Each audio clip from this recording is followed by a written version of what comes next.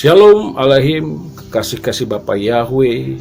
Hari ini hari Minggu tanggal 28 Juni 2020. Kembali saya akan menginformasikan kepada saudaraku yang tidak sempat mengikuti ibadah bersama secara online mengenai rema firman Tuhan pada pagi hari ini.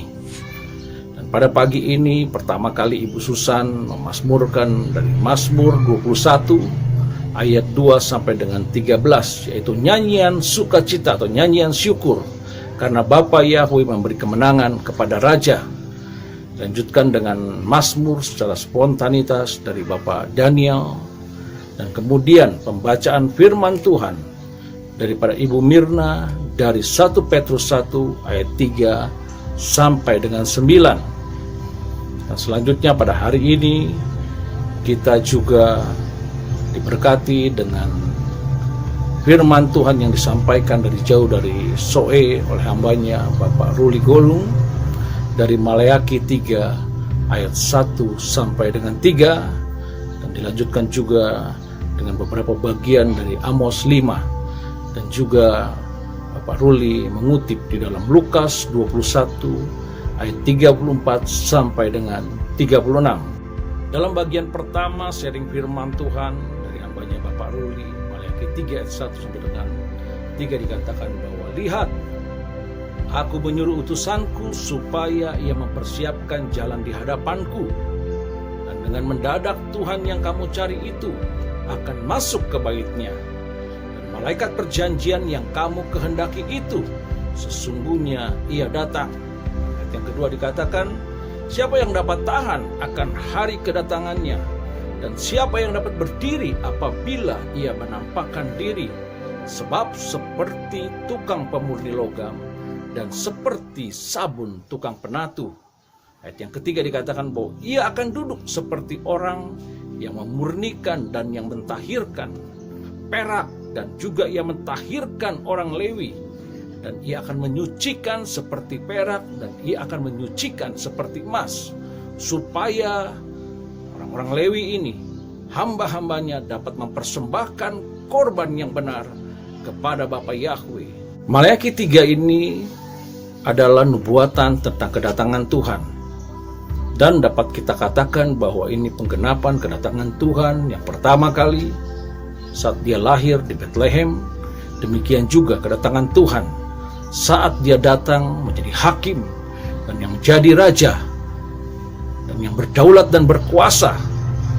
Dan kalau kita perhatikan bahwa kedatangan Tuhan, dia harus menyucikan bait sucinya. Kita tahu bahwa Tuhan pernah menyucikan bait suci daripada tempat perdagangan, penukaran uang di dalam bait suci. Dikatakan bahwa cinta untuk rumahmu menghanguskan aku. Demikian juga sebagai kita, bait sucinya adalah kita orang-orang yang dicintainya. Dan Tuhan harus memurnikan, menyucikan kita. Tadi dikatakan bahwa dia harus menyuruh utusannya untuk datang mempersiapkan jalan di hadapannya.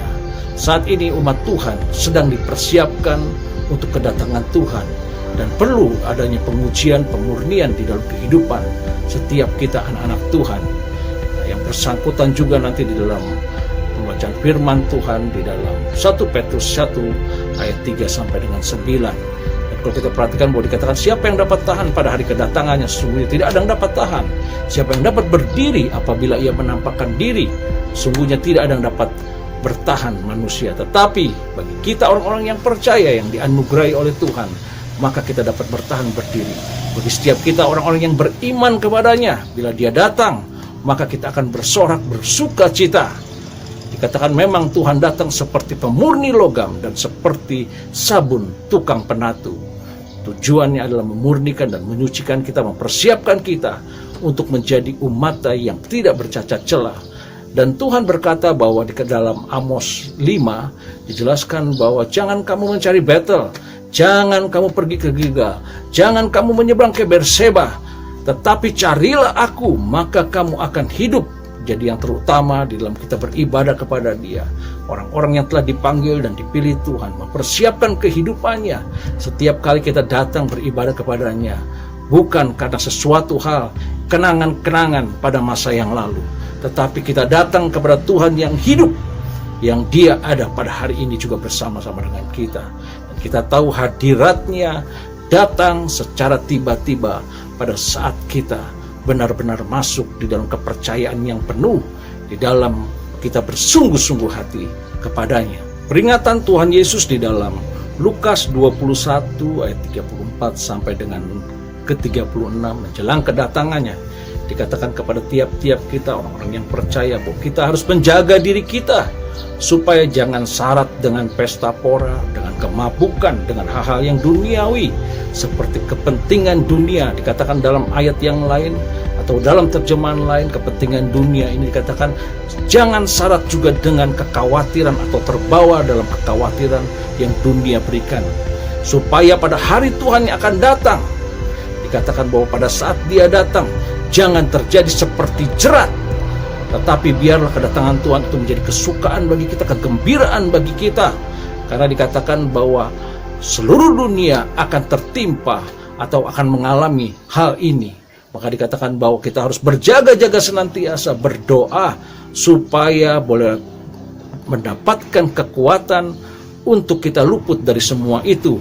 Dan bila mana hal itu yang itu terjadi, bahwa Anak Manusia datang, kita dapat berdiri di hadapannya, karena kita tahu bahwa kita adalah orang-orang yang berkenan kepadanya.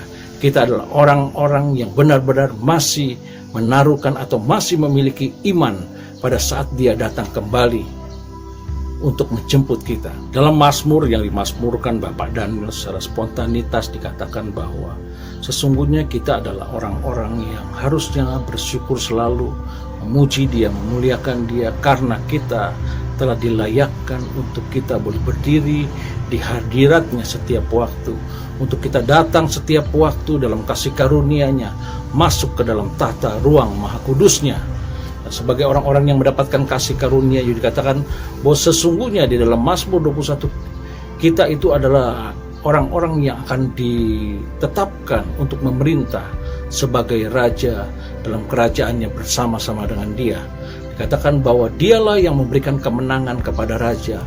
Mengapa Yahweh memberikan kemenangan kepada raja? Kalau kita baca di dalam Mazmur 21 ayat yang ke-7, sebab raja percaya kepada Yahweh, dan karena raja percaya bahwa kasih setia dari Yang Maha Tinggi tidak akan goyang.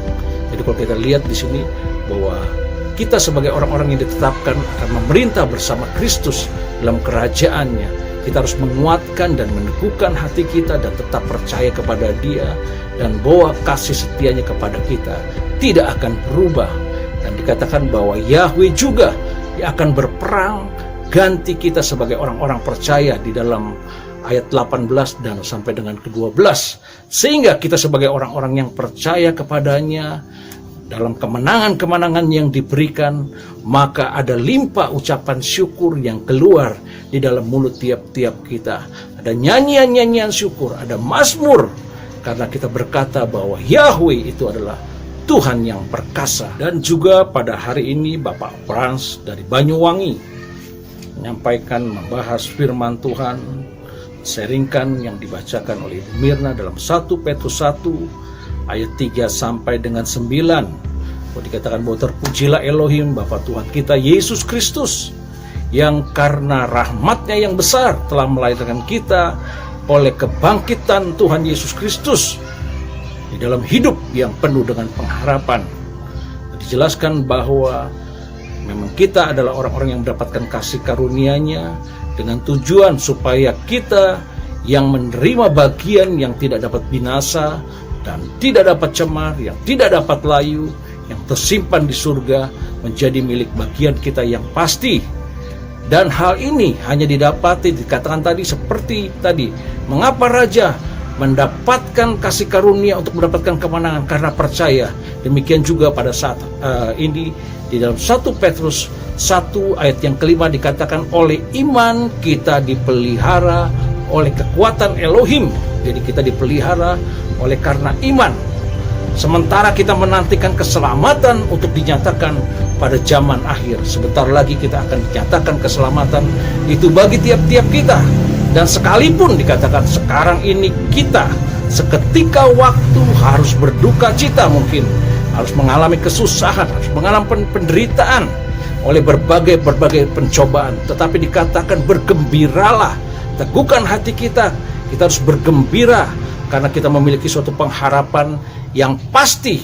Dan dikatakan bahwa maksud daripada kejadian-kejadian bahwa kita mengalami kadang-kadang kesusahan, kedukaan, bahwa itu suatu ujian iman. Seperti tadi dikatakan bahwa kita akan diuji seperti perak dimurnikan dan emas yang dimurnikan, supaya timbul iman yang murni yang dikatakan jauh lebih tinggi daripada emas, sehingga kita boleh layak memperoleh puji-pujian dan kehormatan pada hari Yesus Kristus menyatakan dirinya.